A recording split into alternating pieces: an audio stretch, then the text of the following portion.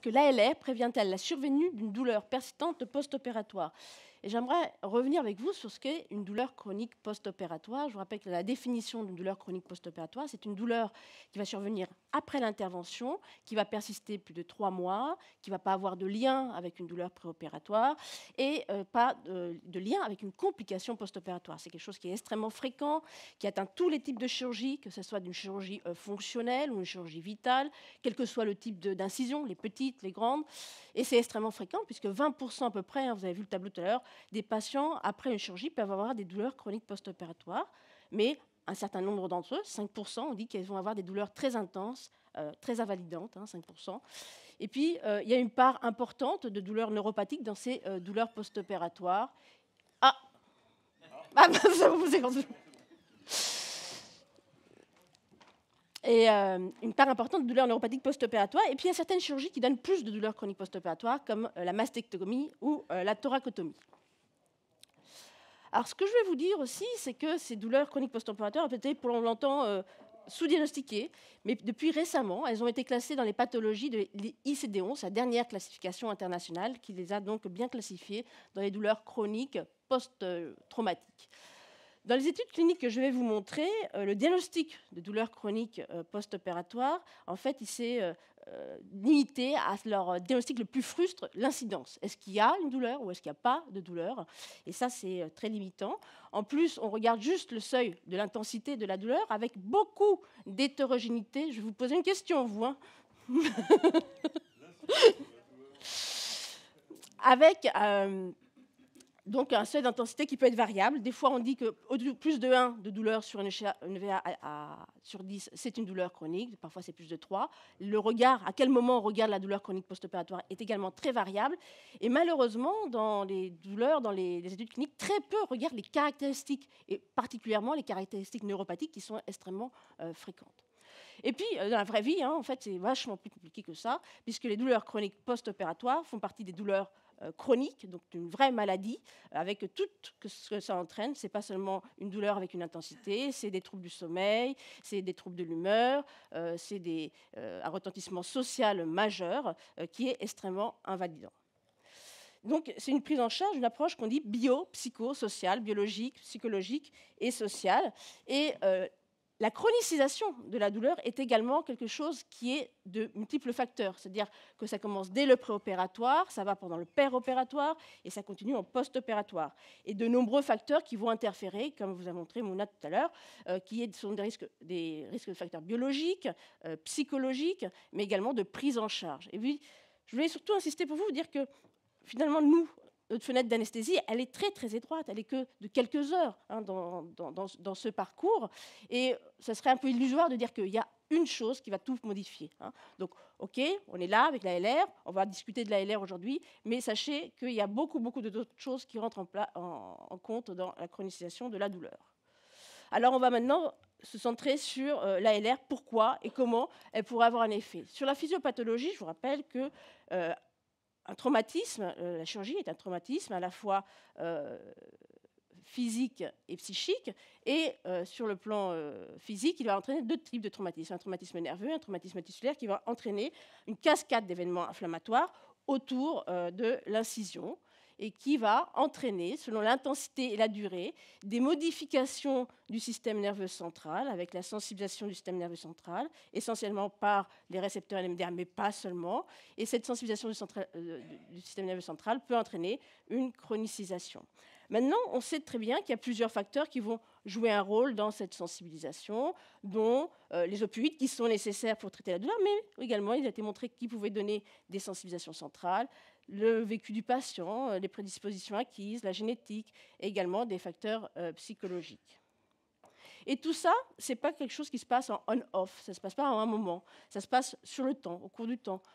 Il y a au début des choses qui peuvent se passer, des activations de certains récepteurs qui peuvent être tout à fait réversibles, et au fur et à mesure du temps, des modifications biologiques, comme de la modulation de certains récepteurs, puis des modifications à long terme qui vont devenir irréversibles, comme des changements phénotypiques du neurone, des altérations de connexion et même des disparitions de neurones pour que les choses deviennent irréversibles. Alors, quand on reprend le schéma, que fait l'anesthésie locale? Elle a un rôle très important puisqu'elle va couper en fait le message nociceptif qui va arriver de la périphérie au niveau central. Et donc on va empêcher cette sensibilisation et également diminuer donc l'utilisation des opioïdes.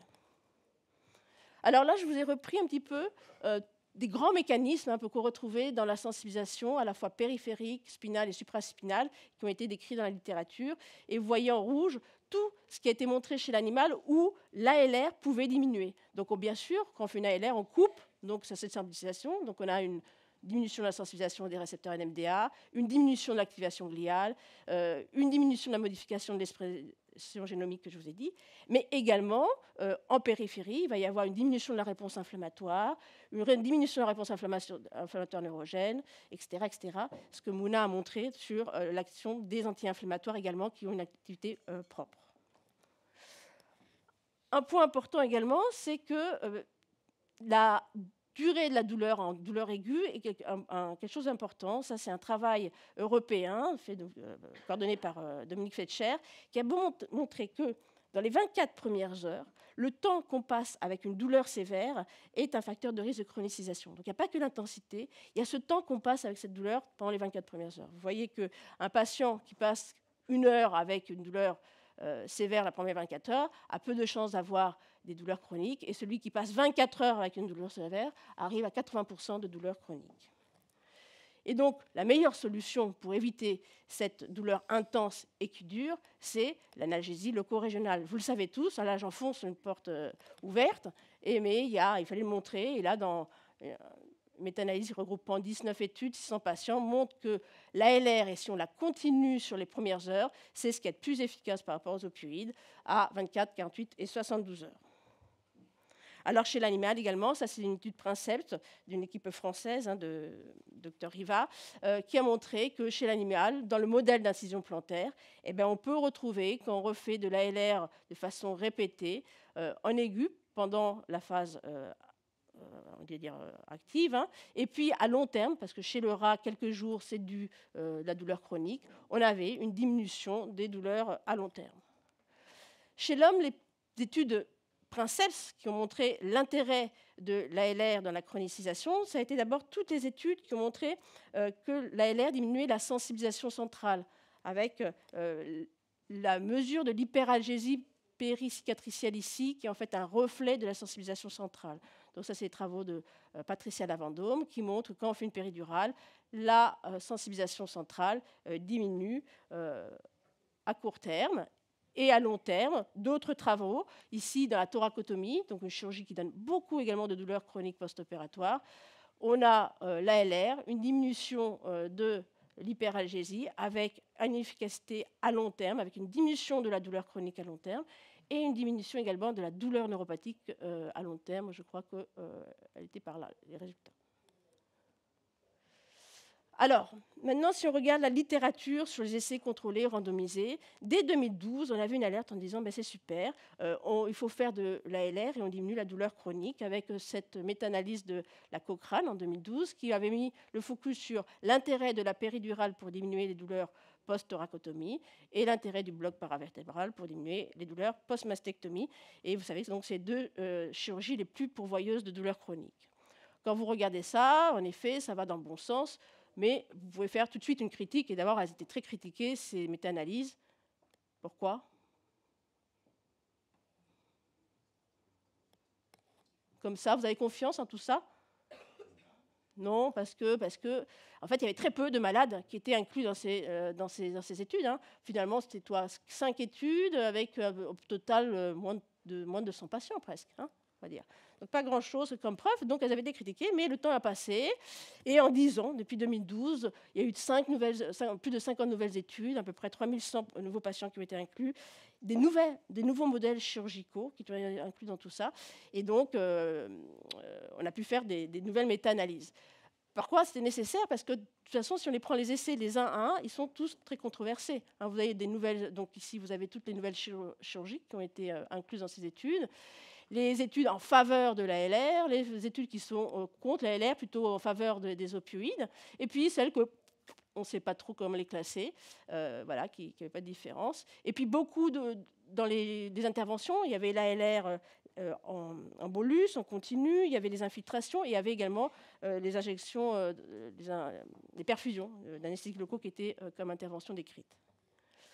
Alors que nous disent toutes ces nouvelles méta-analyses, parce qu'il faut faire des méta-analyses pour pouvoir répondre à des questions quand elles sont controversées.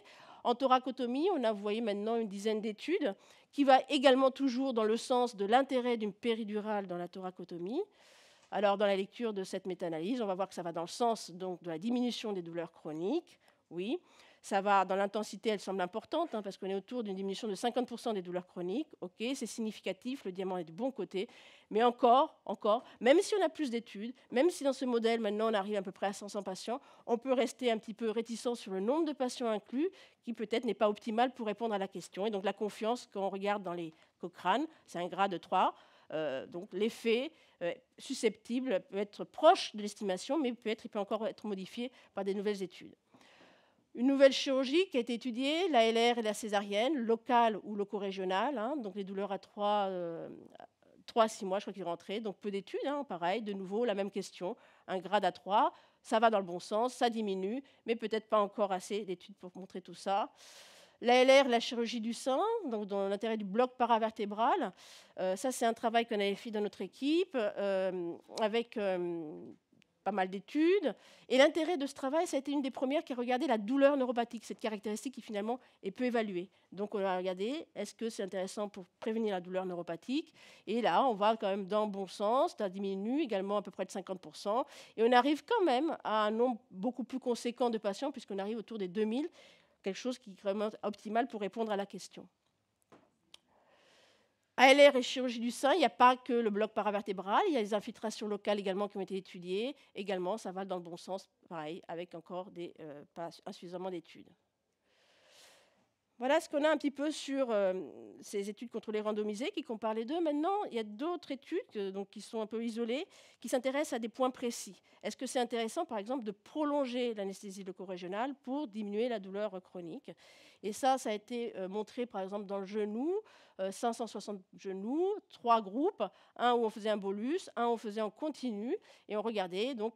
Là, on a un mois, vous voyez, on ne va pas très loin, mais on a quand même un mois, que c'est intéressant de faire continuer l'anesthésie loco-régionale avec un continu pour diminuer les douleurs.